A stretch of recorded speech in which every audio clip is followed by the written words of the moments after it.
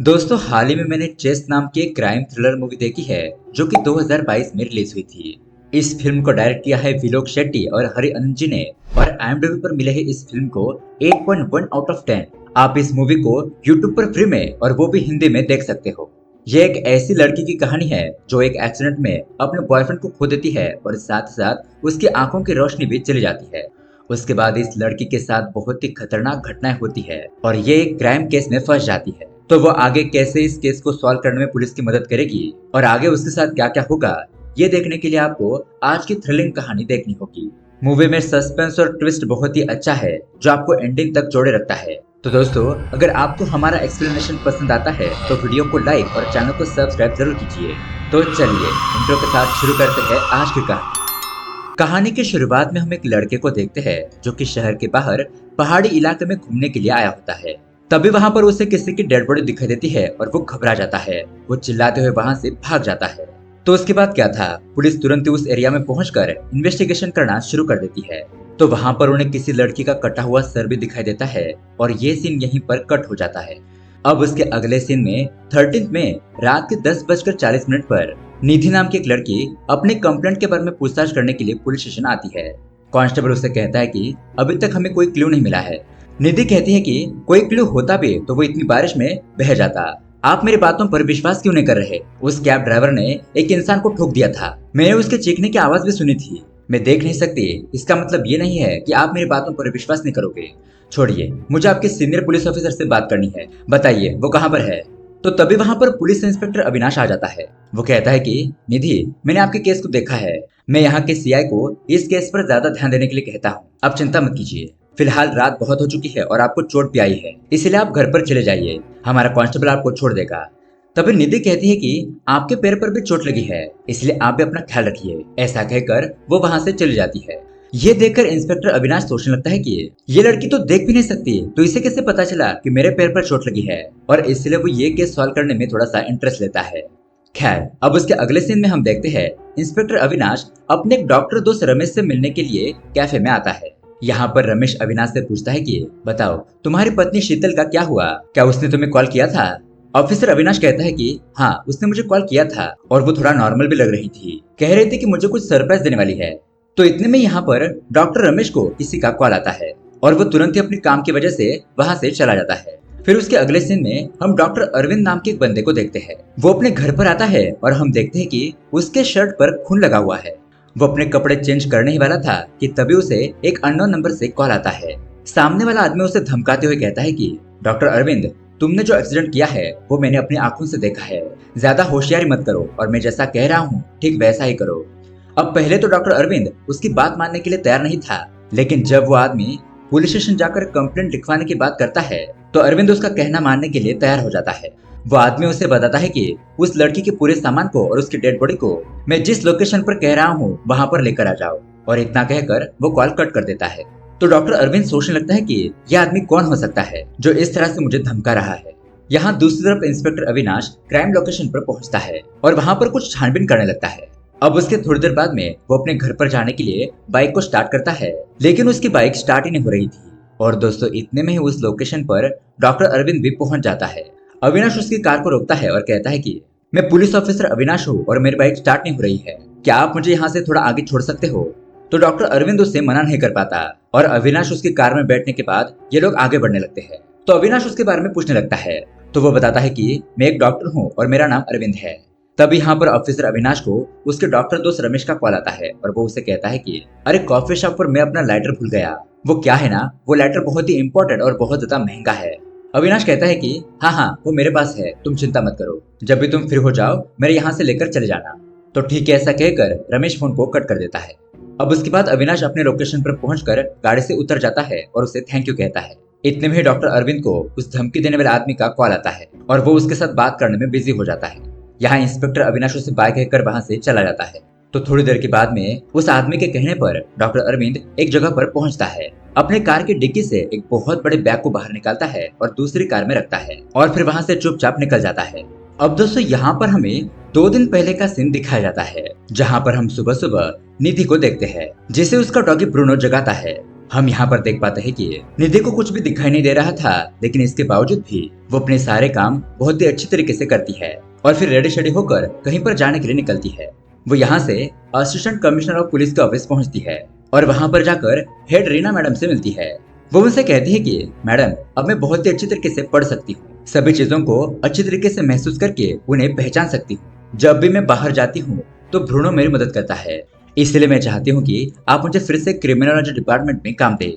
जिस पर रीना मैडम उसे कहती है कि देखो निधि, तुम देख नहीं सकती इसलिए तुम्हें जॉब से नहीं निकला गया था, बल्कि तुमने रूल्स फॉलो नहीं किए थे और वर्किंग आवर्स के बाद भी क्राइम लोकेशन पर जाकर इन्वेस्टिगेशन कर रही थी, जिसमें तुम्हारी जान को भी खतरा हो सकता था और तुम्हारी वजह से हमारे डिपार्टमेंट को बहुत दर्द सुनना पड़ा है, इसलिए सॉरी, मैं तुम्हें फिर से जॉब नहीं दे सकती।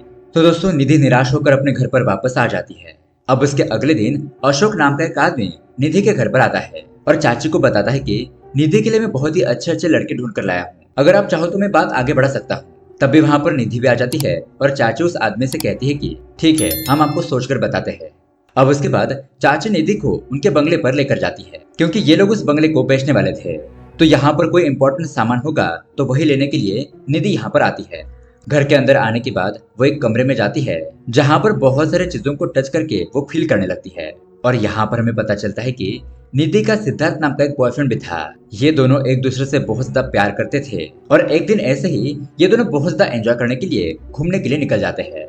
तो मजाक मजाक में निधि ने अपने बॉयफ्रेंड के हाथ को गाड़ी से बांध दिया था, मतलब कि एक तरह से लॉक ही कर दिया था। वो मस्ती करते हुए आगे जा ही रहे थे, लेकिन तभी अचानक उनकी गाड़ी का बैलेंस बिगड़ जाता है और यहाँ पर उनका बहुत ही खतरनाक एक्सीडेंट हो जाता है।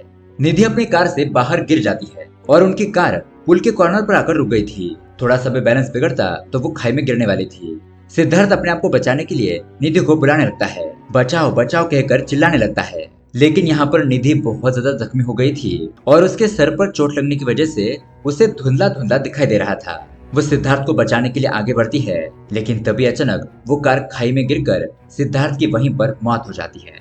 और दोस्तों, तब से इसी गिल्ट में निधि का मन बहुत ज्यादा दुखी था। अब उसके बाद चाची निधि से कहती है कि बेटा, मुझे थोड़ा काम से बाहर जाना है, शाम को ड्राइवर महेश तुम्हें लेने के लिए आ जाएगा, फिर तुम उसके साथ घर पर चली जाना। ऐसा कहकर वो वहां से चली जाती है।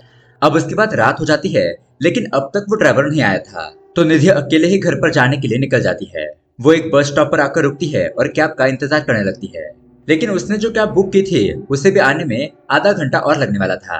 तब यहाँ पर जोरों की बारिश भी शुरू हो जाती है और एक कार उसके सामने आकर रुक जाती है। उसके अंदर डॉक्टर अरविंद होता है। वो कहता है कि मैडम चलिए, मैं आपको छोड़ देता हूँ। निधि कहती है कि नहीं नहीं, मैंने एक कैब को बुक किया है। अरविंद कहता है कि मैडम, ये भी एक कैब ही है, बाहर बहुत ज्यादा ट्रैफिक होने की वजह से उस कैब वाले को यहाँ पर आने में बहुत ज्यादा देर लगेगी, मैं आपको छोड़ देता हूँ, चलिए। तो अब बहुत ज्यादा रात हो गई थी, इसलिए निधि उसके साथ जाने के लिए मान जाती है। वो कार में आकर बैठती है और अरविंद यहाँ पर हीटर शुरू करता है। फिर उन दोनों के बीच में थोड़ी सी बातचीत होती है और यहाँ पर अरविंद उसे कॉफी पीने के लिए कहता है। कॉफी लेते वक्त निधि महसूस करती है कि उस आदमी के हाथ पर चांदी का कड़ा है और अब यहाँ पर अरविंद उसे कॉफी पीने के लिए फोर्स करने लगता है, मतलब कि कहता है कि आप अभी के अभी कॉफी पीजिए वरना ठंडी हो जाएगी। लेकिन निधि कहती है कि मैं बाद में पी लूंगी। और दोस्तों, इसी हड़बड़ाहट में सामने से एक लड़की भागते हुए आ रही थी, तो अरविंद की कार उसे ठोक देती है। वो लड़की उस कार के ऊपर से नीचे आकर गिर जाती है। अरुण तुरंत ही कार से बाहर निकलता है और उस लड़की की बॉडी को डिक्की के अंदर डाल देता है। यहाँ अंदर निधि के सर पर थोड़ी सी चोट लग गई थी। उसकी डायरी और आईडी कार्ड कार में ही रहता है और वो बाहर आकर अरविंद से पूछने लगती है कि क्या हुआ, कार किससे टकराई। अरविंद झूठ बोलते हुए कहता है कि नहीं नहीं, कुछ नहीं था, वो एक कुत्ता था। निधि कहती है कि नहीं नहीं, कुत्ता नहीं हो सकता, मैंने किसी के चीखने की आवाज सुनी है, रुकिए मैं पुलिस को कॉल करती हूँ। लेकिन अरविंद उसे कॉल करने से रोकने लगता है और तभी उन दोनों में थोड़ी सी हाथापाई होने लगती है। अब उसी रास्ते से कार उनकी तरफ आ रही थी। ये देखकर अरविंद निधि को धक्का देकर तुरंत अपनी कार को लेकर वहां से भाग जाता है और अब लगता है कि ये लोग निधि को यहाँ से ले जाते हैं और ये सीन यहीं पर कट हो जाता है। अब यहाँ से हम आते हैं प्रेजेंट में। और दोस्तों, इसी केस के बारे में पूछताछ करने के लिए निधि पुलिस स्टेशन आई थी। तो उसके अगले ही दिन हम देखते हैं कि इंस्पेक्टर अविनाश खुद ही इस केस को हैंडल करने लगता है। वो निधि के घर पर आकर उससे पूछताछ करता है। तो यहाँ पर हमें पता चलता है कि निधि सामने वाले की सिर्फ आवाज सुनकर उसकी हाइट और एज का पता लगा सकती है। उसने सुबह ब्रेकफास्ट में क्या खाया था ये भी बता सकती है। वो यहाँ पर अविनाश को बताती है कि उसके हिसाब से उस कैब ड्राइवर की हाइट लगभग 5.9 फीट होगी और उसकी एज लगभग 30 से 32 साल हो सकती है।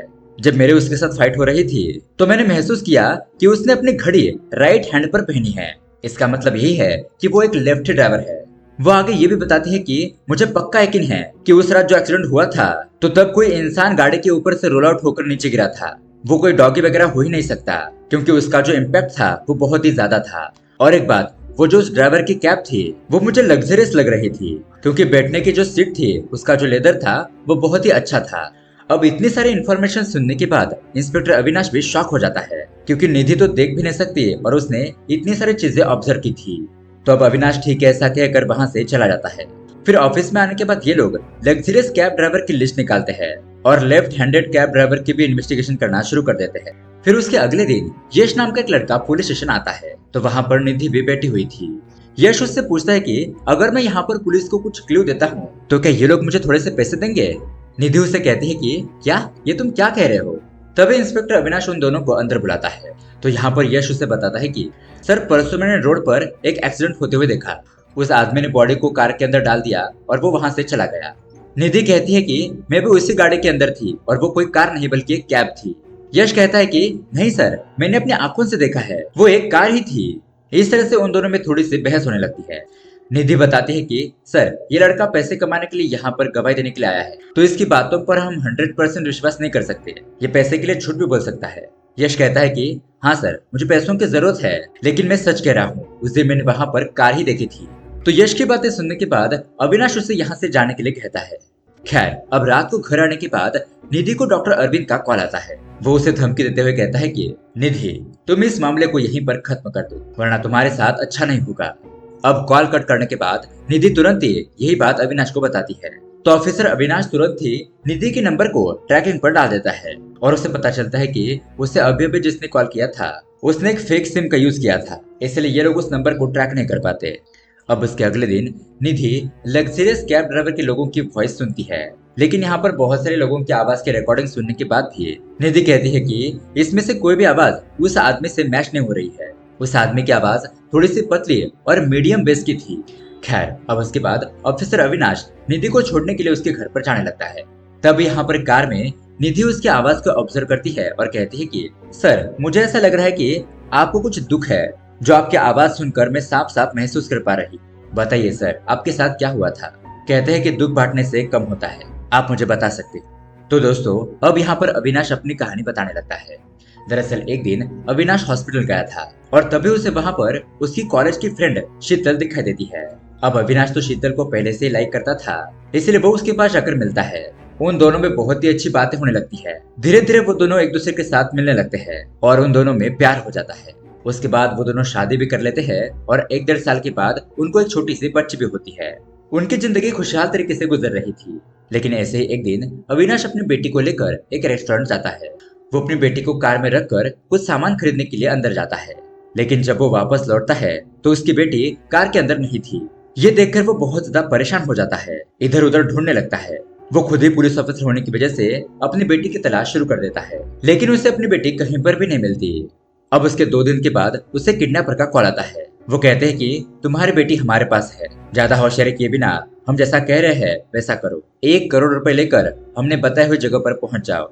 तो उसी तरह से अविनाश पैसे लेकर अगले ही दिन उस जगह पर पहुंचता है और उस बिल्डिंग के छत पर पैसे रखकर वहां से जाने लगता है।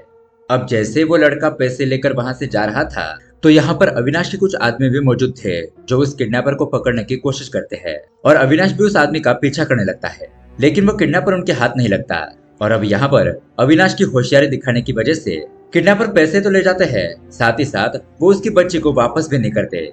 फिर उसके बाद किडनैपर का उसे कभी कॉल नहीं आता और अब यहाँ पर अपनी बेटी को खो देने के बाद अविनाश और शीतल बहुत ज्यादा दुखी रहने लगते हैं। ऐसे ही कुछ दिन बीत जाते हैं और शीतल अपने अविनाश पति के ऊपर गुस्सा होकर कहती है कि ये सब कुछ तुम्हारी वजह से हुआ है, तुम्हारी लापरवाही की वजह से हमने हमारी बेटी को खो दिया, अब मैं तुम्हारे साथ रहना नहीं चाहती। ऐसा कहकर वो उसे डिवोर्स देकर चली जाती है। और दोस्तों तब से अविनाश अपनी पत्नी और बेटी को खो देने के बाद बहुत ज्यादा दुखी रहने लगता है। अब यहाँ पर अविनाश की कहानी सुनने के बाद निधि भी थोड़ा सा इमोशनल हो जाती है। तभी निधि कार की विंडो ऑन करती है और अविनाश उससे कहता है कि विंडो को ऑन मत करो, बारिश का पानी अंदर आ जाएगा। तो तभी निधि कहती है कि सेम इसी विंडो की आवाज की तरह ही उसी कैब की भी आवाज आ रही थी। अविनाश कहता है कि ये तो एक एसयूवी कार है, इसका मतलब ये हुआ कि उस रात जो एक्सीडेंट हुआ था वो कैब नहीं थी बल्कि कार ही थी। और तभी उन्हें यहाँ पर यश की बताई हुई बातें याद आने लगती है कि उस लड़के ने कहा था कि मैंने देखा है कि वो एक कार ही थी। अब यहाँ पर निधि को किसी अननोन नंबर से कॉल आता है, लेकिन कॉल उठाने पर सामने से कोई बात नहीं करता। तो कंट्रोल रूम से उसका फोन ट्रैक किया जाता है। तो पता चलता है कि निधि के घर के आसपास से ही वो आदमी घूम रहा है। यहाँ इस तरफ हम देखते हैं यश मूवी देखने के लिए आया था। तभी यहाँ पर उसका दोस्त उसे कॉल करता है और यश उसे बताता है कि मैं पुलिस स्टेशन गया था वो एक्सीडेंट की बात बताने के लिए, लेकिन उन्होंने मुझ पर विश्वास ही नहीं किया। एक लड़की की वजह से सारा मामला चौपट हो गया। तो दोस्तों तभी वहाँ पर डॉक्टर अरविंद भी मौजूद था। वो यश की सारी बातें सुन लेता है। यहाँ इस तरफ अविनाश और निधि कॉफी पी रहे थे। तभी निधि को अचानक याद आता है कि वह आदमी मुझे कॉफी पीने के लिए फोर्स कर रहा था, जिससे कि ये लोग समझ जाते हैं कि उसने उस कॉफी में नींद की दवाई मिलाई होगी। मतलब कि पक्का वो आदमी क्रिमिनल था जो कि ऐसे ही अकेली लड़कियों को लिफ्ट देने के बहाने से अपने साथ लेकर जाता है और उनके साथ कुछ गलत काम करता है। अब यहाँ इस तरफ डॉक्टर अरविंद को उसे धमकी देने वाले आदमी का कॉल आता है। वो उसे कहता है कि तुमने जो मुझे बैग दी थी उसके अंदर मुझे जो सामान चाहिए था वो नहीं था, इसलिए अब तुम्हें उस निधि नाम की लड़की को मेरे पास लाना होगा, वरना मैं तुम्हारी सच्चाई पुलिस को बता दूंगा। ऐसा कहकर वो फोन को कट कर देता है। अब उसके अगले दिन निधि और अविनाश हॉस्पिटल पहुंचते हैं क्योंकि उन्हें पता चला था कि यश के ऊपर किसी ने हमला कर दिया है। अब यहाँ पर पहुंचने के बाद यश उन्हें बताता है कि जब मैं मूवी देखकर मॉल से बाहर निकल रहा था तब एक हुडी पहना हुआ आदमी मेरा पीछा करने लगा, इसलिए मैं वहां से अपनी जान बचाकर भाग रहा था। लेकिन तभी अचानक उस आदमी ने मेरे पीछे से आकर मेरे सर पर वार कर दिया। वो मुझे और भी ज्यादा मारने वाला था, लेकिन तभी वहां पर कुछ लोग आ गए और उन्हें देखकर वो आदमी वहां से भाग गया। अब यहाँ पर पुलिस वाले अशोक को किसी जुर्म में पकड़कर यहाँ पर लाते हैं। तो यश से पूछने पर वो बताता है कि नहीं सर, ये वो आदमी नहीं है। जिस दिन उस आदमी ने एक्सीडेंट किया था और कल रात मुझ पर हमला किया था वो दोनों ही आदमी एक ही है। खैर अब उसी रात को निधि को एक आदमी का कॉल आता है और वो उसे कहता है कि क्या निधि अभी भी तुम अपने बॉयफ्रेंड सिद्धार्थ को याद कर रही हो, और वो लड़का जो हॉस्पिटल में जख्मी हालत में पड़ा है उसे मारपीट कर तो मुझे बहुत ज्यादा मजा आ गया। अब मेरी बात ध्यान से सुनो, पुलिस ऑफिसर और वो लड़का तुम्हारी कोई भी मदद नहीं कर सकता। तुम्हारे पास जो चीज है वो मैं लेकर ही रहूंगा। ऐसा कहकर वो फोन को कट कर देता है। अब उसके अगले दिन निधि हॉस्पिटल पहुंचती है क्योंकि उसे लग रहा था कि यश की जान खतरे में है। अब यहाँ पर यश तो निधि से पहले से नाराज था। निधि हॉस्पिटल पहुंचकर उसे यहाँ से जाने से मना करती है, कहती है कि अविनाश सर के आने तक रुको, लेकिन यश उसकी कोई भी बात नहीं मानता और वहां से चला जाता है। अब ये दोनों ही मेट्रो स्टेशन पर आकर अपोजिट साइड पर खड़े हो जाते हैं और तभी वहां पर एक ट्रेन आती है और निधि उसके अंदर चली जाती है। और यहाँ पर हम देखते हैं कि डॉक्टर अरविंद भी निधि का पीछा कर रहा था। तब यहाँ पर निधि के पीछे उस आदमी को यश देख लेता है और उसका चेहरा देखने के बाद उसे सारी बात याद आती है कि उसने इसी आदमी को एक्सीडेंट करते हुए देखा था। इसलिए वो तुरंत ही पुलिस ऑफिसर अविनाश को कॉल करता है और इसके बारे में बताता है कि सर निधि की जान को खतरा है, आप जल्दी से जल्दी अगले स्टेशन पर पहुंचिए। और उसके बाद यश खुद निधि का पीछा करने लगता है। यश निधि को वीडियो कॉल करता है और उसे कहता है कि निधि शांत रहो, तुम्हारे सामने ही वो ड्राइवर बैठा है जिसने उस दिन एक्सीडेंट किया था। कैमरा ऑन रखो और आगे आने वाले स्टेशन पर उतर जाओ। निधि वैसा ही करती है और अगले स्टेशन पर उतर जाती है। लेकिन अब तक अरविंद भी उसका पीछा ही कर रहा था। वो उसके पास आता है और उसके पीछे एक नुकीली चीज लगाता है, कहता है कि हिलना मत वरना मैं तुम्हें मार डालूंगा। तभी निधि अपने दिमाग का इस्तेमाल करते हुए उसके मुंह पर पेपर स्प्रे मार देती है और वहां से भागने लगती है। वीडियो कॉल के जरिए यश उसे गाइड करता है और एक लिफ्ट के अंदर जाने के लिए कहता है। निधि और ब्रूनो लिफ्ट के अंदर चले जाते हैं, लेकिन दोस्तों इतने में ही डॉक्टर अरविंद भी वहां पर पहुंच जाता है। अब निधि को बचाने के लिए उसका कुत्ता ब्रूनो उस डॉक्टर अरविंद के ऊपर हमला करने की कोशिश करता है, लेकिन तब तक यहाँ पर डॉक्टर अरविंद ने निधि को इंजेक्शन लगाकर बेहोश कर दिया था। वो बाहर आकर उस कुत्ते को भगाने की कोशिश करता है और इसी हाथापाई में वो उस कुत्ते को जान से ही मार देता है। तब तक यहाँ पर वो लिफ्ट बंद हो चुकी थी। अब यहाँ पर डॉक्टर अरविंद को कोई ना देखे इसलिए वो वहां से भाग जाता है। लिफ्ट ऊपर जाने के बाद ऑफिसर अविनाश उसका वहां पर इंतजार कर रहा था और वहां से वो निधि को हॉस्पिटल लेकर आता है। तो होश में आने के बाद निधि ब्रूनो के बारे में पूछने लगती है। यश बताता है कि उस आदमी ने ब्रूनो को मार दिया और ये बात सुनकर निधि बहुत ज्यादा दुखी हो जाती है। अब दोस्तों उसके बाद से यश निधि का बहुत ज्यादा ख्याल रखने लगता है क्योंकि अब यश निधि को प्यार करने लगा था। यहाँ हॉस्पिटल में अविनाश को एक गिफ्ट मिलता है और ये गिफ्ट उसकी वाइफ शीतल ने भेजा था, जिसे देखकर वो बहुत ज्यादा खुश हो जाता है। अब उसके अगले सीन में हम देखते हैं अविनाश और उसका दोस्त डॉक्टर रमेश एक दूसरे के साथ बात कर रहे थे। तब यहाँ पर अविनाश रास्ते से गुजरते हुए एक कार को देखता है और उससे कुछ बातें क्लिक होती है। वो तुरंत एक जगह पर यश को बुला लेता है और उसे एक कार दिखाता है। जहां पर वो कार अंधेरे में ऑरेंज कलर की दिखाई दे रही थी और लाइट में आने के बाद वो रेड कलर की हो जाती है। मतलब कि उस एक्सीडेंट वाले दिन यश ने जो कार देखी थी वो ऑरेंज कलर की नहीं बल्कि रेड कलर की थी, और अब उसके जरिए ये लोग रेड कलर की उसी तरह की कार ढूंढना शुरू कर देते हैं। अब उसके अगले दिन ऑफिसर अभिषेक ऑफिसर अविनाश को एक जगह पर बुलाता है और उससे बताता है कि शहर के बाहर हमें एक लड़की की लाश मिली थी, उसका नाम है श्वेता। और हैरानी की बात तो यह है कि श्वेता तुम्हारी पत्नी शीतल की फ्रेंड थी। मरने से पहले लास्ट कॉल पर उन दोनों की बातें हुई थी। अब वहां से निकलकर अविनाश अपनी पत्नी शीतल को कॉल करता है, लेकिन उसका कॉल नहीं लग रहा था। वो हॉस्पिटल जाकर पूछता है तो उसे पता चलता है कि एक हफ्ते पहले ही शीतल मैडम ने यहाँ पर जॉब रिजाइन कर दिया है। अब उसके बाद अविनाश अपनी टीम के साथ निधि और यश से मिलने के लिए आता है। अविनाश निधि से पूछता है कि जिस दिन ये एक्सीडेंट हुआ था तब वहां पर तुम्हारी कोई चीज गिरी थी क्या, जिसके जरिए उस किडनैपर ने और उस दूसरे आदमी ने तुम्हें कॉल किया था। तो निधि बताती है कि हाँ, शायद मेरी डायरी उस कार में ही गिर गई होगी और ये बैग मुझे वहां पर पड़ा हुआ मिला था। मैं इस केस के बारे में इतना सोच रही थी कि मैंने अपना बैग खोलकर ही नहीं देखा। जब अविनाश उस बैग को खोलकर देखता है तो उसमें उसकी छोटी बेटी का फोटो था। मतलब कि दोस्तों, जिस लड़की का एक्सीडेंट हुआ था वो अविनाश की पत्नी शीतल ही थी, और एक्सीडेंट के वक्त निधि और शीतल का बैग एक्सचेंज हो गया था। अब ये देखकर अविनाश बहुत ज्यादा दुखी हो जाता है कि उसकी पत्नी को कुछ हो ना गया हो। उसके बाद इंस्पेक्टर अविनाश तुरंत ही शीतल के घर पर जाकर इन्वेस्टिगेशन शुरू कर देता है। तो वहां पर उसे कुछ डॉक्यूमेंट्स और पेपर्स वगैरह मिलते हैं, जिसके जरिए उसे पता चलता है कि उसकी पत्नी शीतल जिस हॉस्पिटल में काम कर रही थी वहां पर लोगों को बहुत ही लो बजट दवाइयां दी जा रही थी और उनसे बहुत ज्यादा मात्रा में पैसे लिए जा रहे थे। जब ये चीज डॉक्टर शीतल को पता चली तब उसने कमेटी मेंबर्स में कंप्लेंट कर दी कि हम पेशेंट से इतने ज्यादा पैसे चार्ज कर रहे हैं और उन्हें लो क्वालिटी की फैसिलिटी कैसे दे सकते हैं। उन दवाइयों के जरिए उनकी हालत सुधरने के बजाय और भी ज्यादा बिगड़ सकती है। लेकिन कमेटी के मेंबर और बाकी के डॉक्टर भी इन सब में शामिल थे, लेकिन कमेटी मेंबर उसकी कोई भी बात मानने के लिए तैयार नहीं थे। वो बस अपना फायदा देख रहे थे, भले ही इसमें लोगों की जान ही क्यों न चली जाए। यहाँ पर अविनाश का दोस्त डॉक्टर रमेश भी शीतल का साथ देता है और वो भी कमेटी मेंबर्स के खिलाफ विरोध करने लगता है कि इतनी लो क्वालिटी की दवाइयाँ बहुत महंगे दाम में बेचकर हम सही नहीं कर रहे। लेकिन उन दोनों की बात कोई नहीं सुनता।